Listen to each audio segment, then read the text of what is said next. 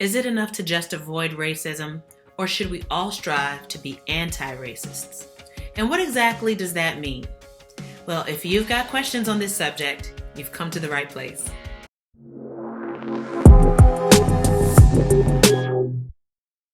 Hello, I'm Joy with Unexpected Virtual Tours and Training, where we host radically creative DEI training and virtual events for remote and hybrid teams.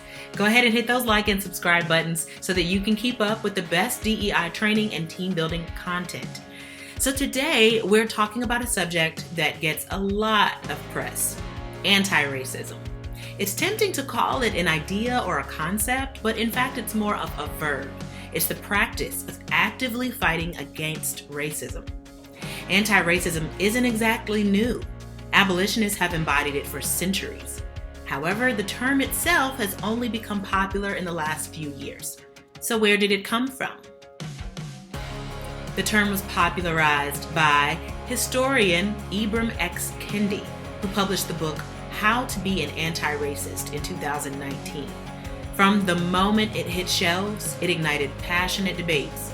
Some people have argued that Kendi's book is reductive, that surely racism can't be the explanation for so much of the world's inequality. Others have wondered whether the anti-racist standard is too high, and that surely no one can be anti-racist all of the time. So let's break things down. This book argues that the opposite of racist isn't not racist, but rather anti-racist, which requires proactively identifying and dismantling racism at interpersonal, organizational, and structural levels. So anti-racism begins when a person acknowledges that privilege and power dynamics do exist. This isn't as simple as blaming racial disparity in our society on racist individuals. Rather, we need to recognize that societal structures and systems are designed in ways that reward whiteness. Some people may wonder, I'm not racist, so doesn't that mean that I'm already anti-racist? That's an understandable interpretation, but it's just not accurate.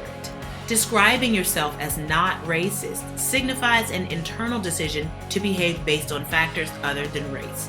That's important, but what we're talking about is something beyond that. Being anti-racist requires conscious decisions to take action, to first identify and then fight against discrimination, bias, and institutional or systemic racism. That commitment to stepping up and taking action beyond simply changing our own individual attitudes is crucial. You can practice anti-racism in ways both large and small. Say, for instance, you work on a big project with an East Asian colleague. Even though you both contribute equally, your work on the project lands you a promotion, while your colleague gets left behind.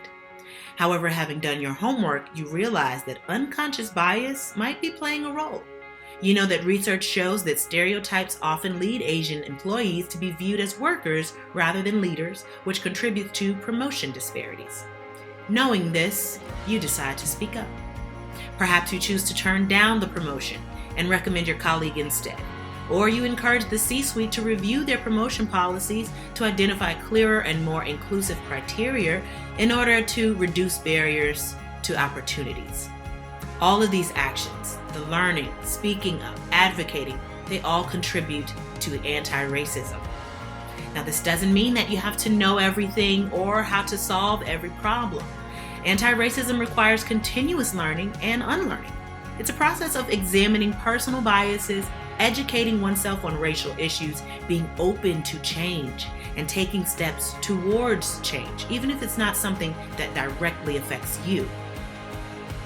To start, we can listen to and amplify the narratives of those affected by racism. Beyond that, consider supporting policies and initiatives that promote equity, participating in advocacy efforts, and most importantly, actively speaking out against racism to your community and especially to your elected representatives. Remember, anti-racism isn't a concept, it's a call to action. So we welcome you to check out our links and resources below and help us keep the conversation going in the comments. Until next time, thanks for working to make the world a better place.